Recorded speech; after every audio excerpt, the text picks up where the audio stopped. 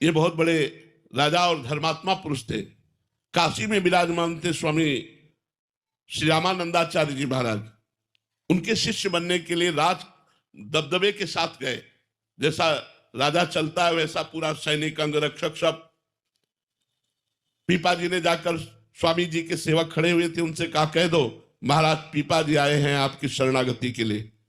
उन्होंने जाके कहा स्वामी जी महाराज कोई महाराज पीपा जी आए हैं आपकी शरणागति के लिए। बोले शरणागति के लिए? और महाराज कह दो यहाँ राजा महाराजाओं की कोई जरूरत नहीं।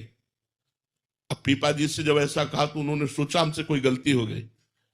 उन्होंने तुरंत राजपाट की जितना वैभव था वापस किया और एक साधारण वेश धारण किया और कहा नीच अधम पीपा आया है गुरु की शरणागति के लिए, सूचना दे दो।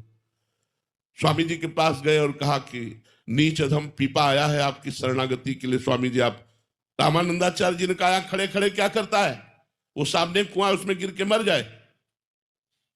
पीपा जी को आदेश हुआ सामने कुआं उसमें गिर जाइए जाकर, स्वामी जी का आदेश है। तुरंत चल दिए।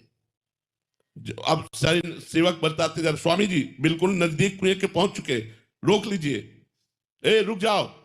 स्वामी जी बुलाया और बोले पहली आज्ञा में राजपाट धन अहंकार समर्पित, दूसरी आज्ञा में तन और प्राण समर्पित, तीसरे के लिए मैं स्वयं तुम्हारे दरवाजे आऊंगा उसको पूर्ण कर दूंगा।